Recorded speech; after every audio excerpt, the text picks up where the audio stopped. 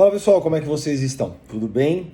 Bom, é o seguinte, pensando em vocês, nos nossos queridos alunos e quem vai prestar o concurso da Polícia Civil da Bahia, de São Paulo, dos diversos estados que nós teremos concurso, eu resolvi gravar umas dicas para vocês. Eu vou começar com criminologia, com alguns pontos específicos de criminologia.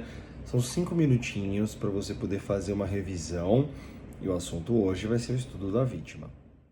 Falando da vitimologia, do estudo da vítima, nós temos 3 conceitos básicos sobre a vitimologia. Primeiro, o conceito simplista, que é justamente a vitimologia é o estudo da vítima. Depois nós temos um conceito abrangente, que é a disciplina que tem por objeto o estudo da vítima, da sua personalidade, de suas características e as relações com o delinquente, ou seja, a relação da vítima com o delinquente, tendo em vista o papel que a vítima assumiu na gênese do delito, beleza?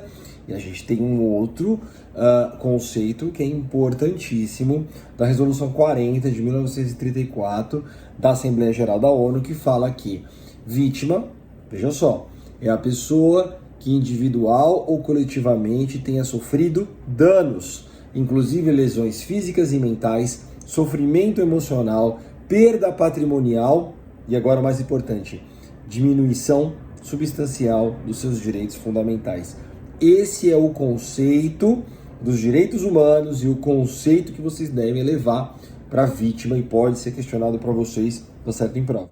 E acelerando, nós temos 3 períodos de estudo, da fases de estudo da vítima. Primeiro, protagonismo, idade do ouro,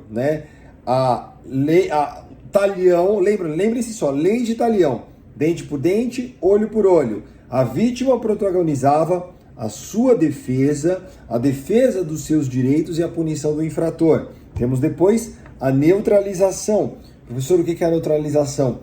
Do Estado neoliberal.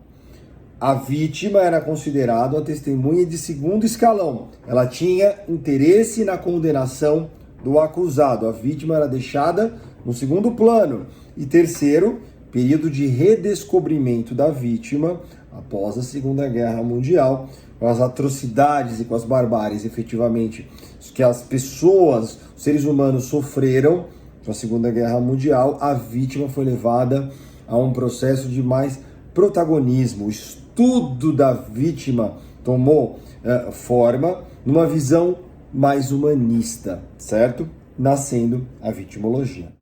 Vamos perguntar para vocês, quem que é o pai da vitimologia? Benjamin Mendelssohn, ele é um advogado e um professor de criminologia, da onde? De Jerusalém, certo? Então, ou seja, ele também foi vítima do Holocausto. E aí, o que vocês têm que saber sobre isso? A vítima não pode ser um coadjuvante, é o que o professor Benjamin Mendelssohn falava. Ela tem um papel extremamente importante na gênese do delito e é impossível fazer essa justiça esquecendo da vítima. Se perguntarem para você, e a vitimologia no Brasil?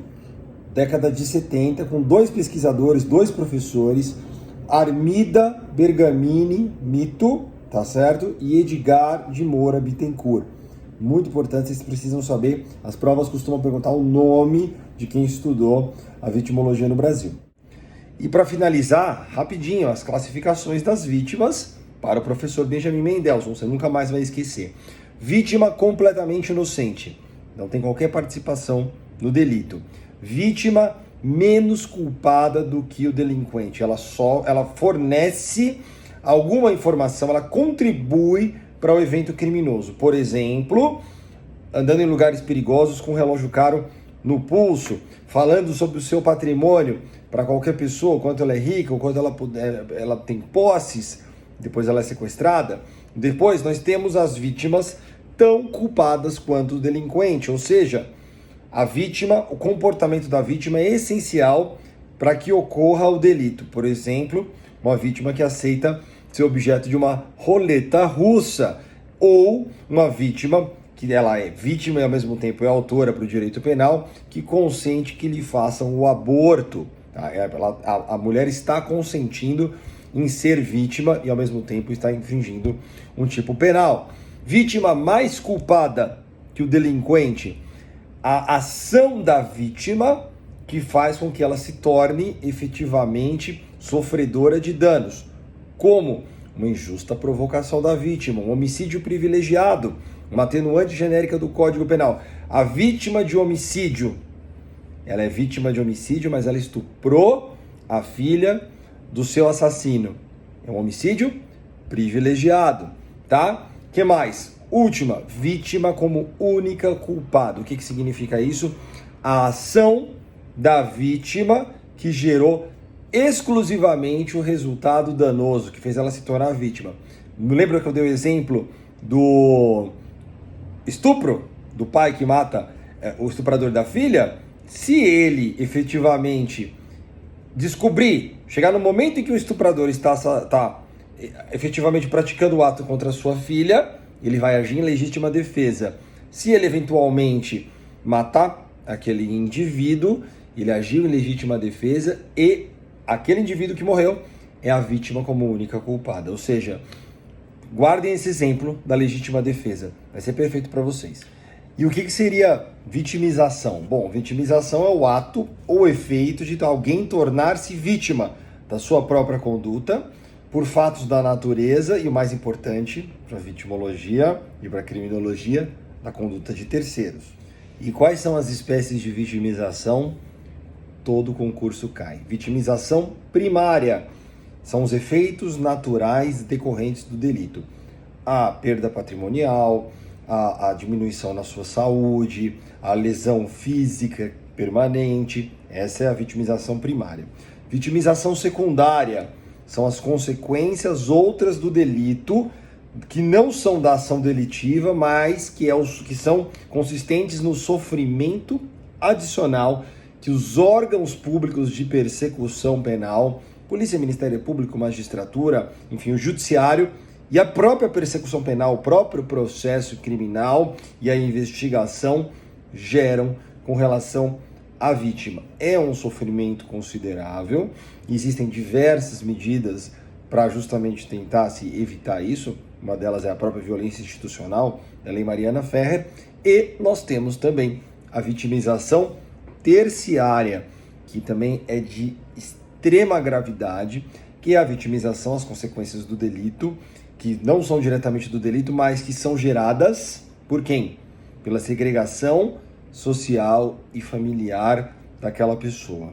Ou seja, uma mulher estuprada, por exemplo, um homem, uma pessoa estuprada, ela vai receber muitas vezes um tratamento diferenciado da sua família, vai ter aquela questão da culpabilização da pessoa e isso gera a vitimização terciária. O que é a vitimização indireta? É o sofrimento causado pelo processo de vitimização das pessoas próximas da vítima, ou seja, vitimização indireta dos seus familiares, do seu marido, da sua mulher. E, finalmente, a heterovitimização é o processo de autoculpabilização da vítima pelo crime. Por exemplo, da mesma forma, uma pessoa vítima de estupro que se culpa por ela ter sido vítima de estupro, porque na cabeça dela ela teria contribuído de alguma forma para aquele delito. Porque nós sabemos que isso é um absurdo. E para finalizar, eu juro, mini revisão mais completa possível para vocês de criminologia, o que é a síndrome da mulher de Potifar. Para vocês entenderem isso, vocês têm que voltar a uma passagem bíblica. José foi vendido como escravo pelos ismaelitas ao Potifar, que era um homem influente da época. Se tornou o homem de confiança de Potifar, um homem rico, influente, e a mulher de Potifar se interessou pelo José. Investiu nessa tentativa de uma relação sexual, não conseguiu porque José era um cara honesto, que respeitava o seu chefe, o seu dono, né? E a mulher de Potifar ficou extremamente revoltada com isso e denunciou ao Potifar, de forma obviamente enganosa, o José, dizendo que ela havia sido estuprada, houve uma tentativa de relação sexual, o que não ocorreu. José foi preso e permaneceu à disposição dos presos do rei e passou lá o resto da sua vida. O que isso significa? A síndrome da mulher de Potifar é a síndrome que, por vezes, é acarretado em uma mulher que é rejeitada. Por isso que o julgador, o delegado de polícia, quem tem o primeiro contato e os contatos posteriores com o caso, precisa ter muita sensibilidade com casos dessa natureza que são de extrema relevância e de uma profundidade, na necessidade de uma análise aprofundada dos elementos de informação para não cometer nenhuma injustiça, seja com o homem, seja com a mulher. Era isso que eu tinha para falar para vocês sobre vitimologia. Não deu 5 minutos, deu uns 10, mas eu acredito que 10 minutos vocês tenham para vocês poderem arrebentar na sua prova que está chegando.